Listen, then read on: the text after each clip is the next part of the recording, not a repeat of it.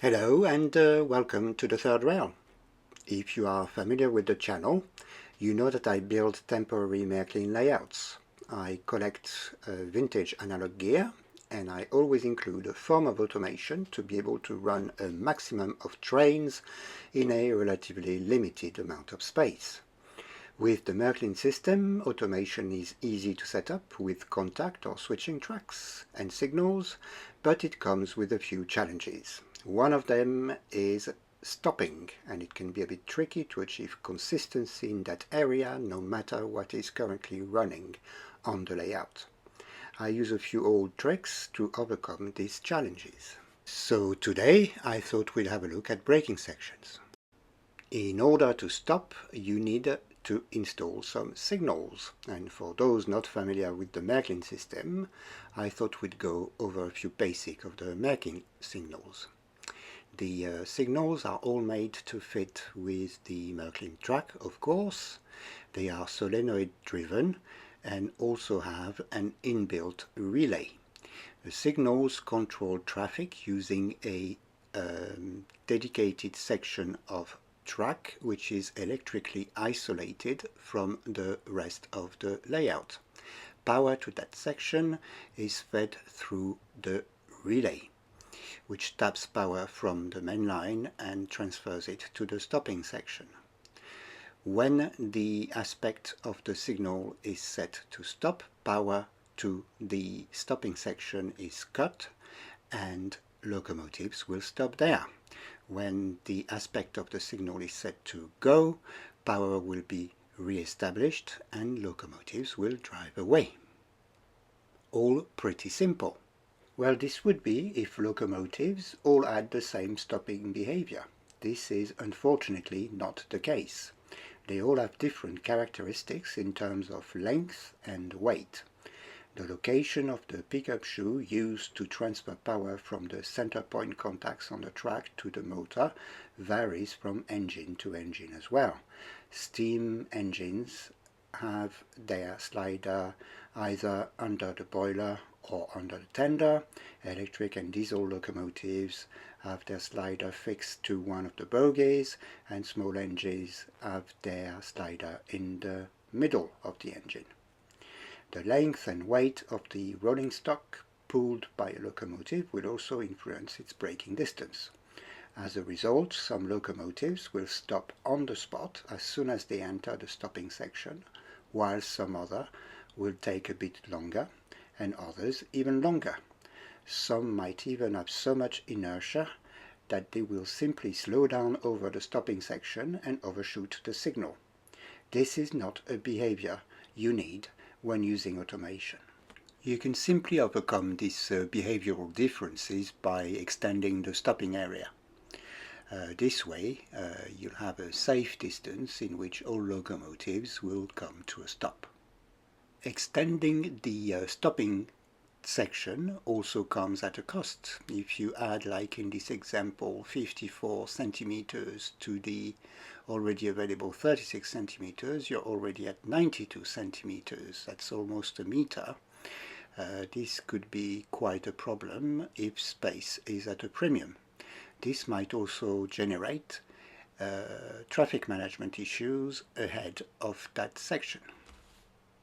Ideally, I'd like the stopping section to be as short as possible. To achieve this, I will need my trains to start slowing down ahead of time, like in real life. This will reduce their stopping distance. So, I will need to add a braking section before the stopping section. An easy way to set up a braking section would be to add a dedicated section of track, which would be isolated from the rest of the layout ahead of the stopping section. This section of track would be powered by a dedicated transformer with different speed settings than the rest of the layout. This way, any locomotive entering the area at full speed would then drive over the braking section and reduce its speed enough so that it can make the stop in the allocated distance within the stopping section. All pretty simple. This could be a viable solution, but there's always a but. Transformers are bulky and they are very expensive. You could share one across all braking areas of the layout, but that would require laying additional long wires that will surely end up getting in the way of something else. All this to reduce the voltage by a couple of volts. There is a much cheaper way to achieve this voltage drop, and this way is called diodes. As most of you might know, diodes are basically switches that only work in one direction. They let the current through with virtually no resistance in this direction, while stopping virtually all current flowing in the other direction. An additional characteristic of these little components is that they produce a voltage drop when transmitting current. This voltage drop is about 0.7 volt for the standard diodes you can buy for only a few cents a piece everywhere. Here's the electrical symbol you'll find on circuit diagrams. So before setting up our diodes, we need to consider a few things. Normally, diodes are used to rectify current or provide some form of protection against reverse polarity. When fed with AC, diodes produce pulsating direct current. Märklin motors and track can handle that with no problem at all. Additionally, we need to consider that the alternative current reverses its polarity according to the frequency in place on your main power grid. In Europe, that's 50 Hertz, elsewhere it could be up to 60 Hertz. So the current changes direction up to 60 times a second. For this, to handle this, we need a diode to handle one direction, and we need to set up a second diode in parallel to the first one, but set up in the opposite direction to handle the current flowing in the other direction. This arrangement of diode is called an anti-parallel diode circuit. In this case, for example, current flowing from left to right would go over the top diode, current flowing from right to left would go through the bottom diode.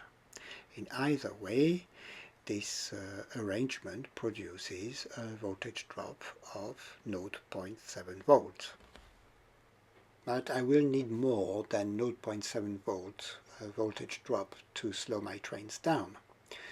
And to do this, I can use several diode pairs arranged in a network, and I can add as many pairs as required to this circuit. So in my case, after a few tests, I ended up with a simple 4-pair combination. As you can see, they're all mounted in series in both directions. In the end, the combined voltage drop produced equates to 4 times 0.7 volt, that's 2.8 volt, and that's more than what I need. Now let's have a look at how to connect this circuit to the braking section. The diode circuit is simply connected to the main line on one side and the braking section on the other side. So as a result, the speed will be permanently reduced in that area of the track. And this contraption is installed on all my stations. As you can see, trains slow down before gently coming to a stop at signals. This is all done without any dedicated transformer and with a few pairs of diodes here and there. Now, this arrangement is okay for a station. You expect all trains to slow down in those areas usually. But when you look at main lines, the situation is different. You might need trains, for example, to only reduce their speed when the aspect of the signal in front of them requires them to do so. So you need a way to control the activation of the braking area. This can easily be achieved by using a few contact or switching tracks and a relay. Let's have a look at the block example. So here is a diagram of a block I used in my automation. A block is a section of track controlled by a signal. This signal is controlled by switching tracks which are placed at the beginning of the block and right at the end of the block just behind the signal. A train approaching the block will pass over the first switching track and set the signal aspect to green. The train will then travel along the block, slowly but surely, to then reach the signal and go over the second switching track. This will automatically set the signal back to its red aspect. And the same will repeat again for the following train. Now let's add a braking module to this construct. So if we take the existing block, we need to attach the triggers for the relay to each switching track at the beginning and the end of the block. Shared input of the relay is connected to the main line and the outputs are connected to the braking area. We now have a dynamic activation for the braking section. So a train enters the block, it will set the signal aspect to green and simultaneously send a pulse of current to the relay. This will set the current path to use for the braking section, and in this case, because the signal aspect is on green, the current path used will be the unmodified current from the main line. The braking section is therefore deactivated and the locomotive and train will pass the block at sustained pace.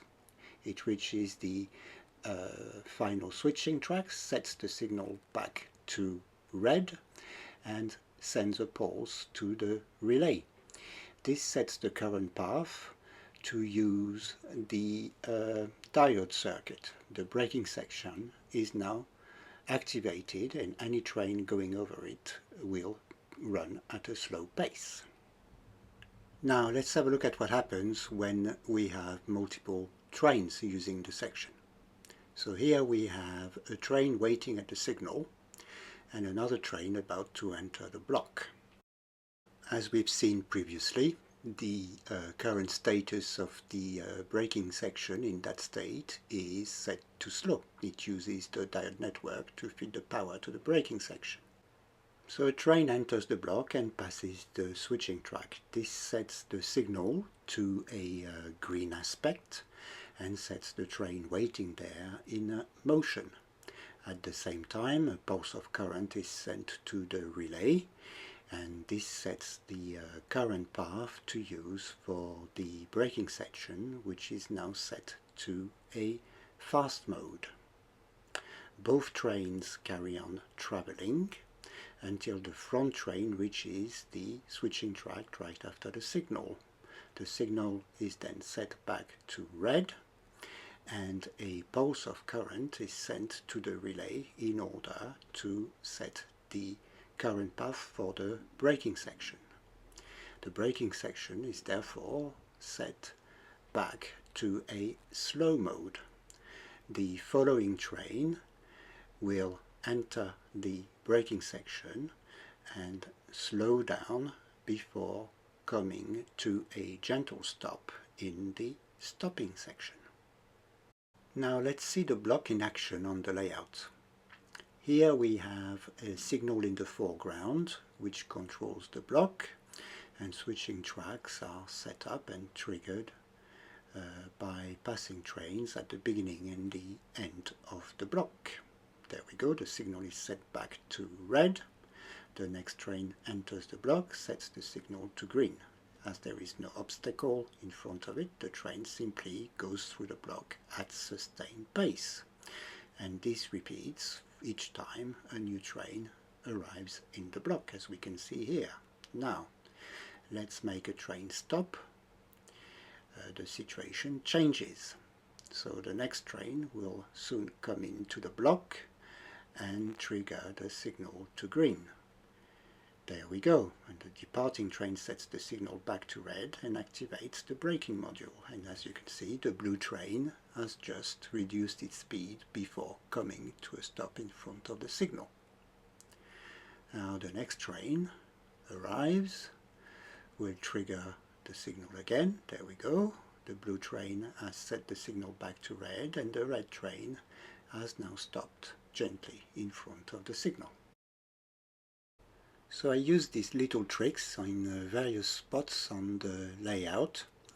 This makes the operation safer and allow trains to run relatively smoothly. I hope my explanations were not too complicated.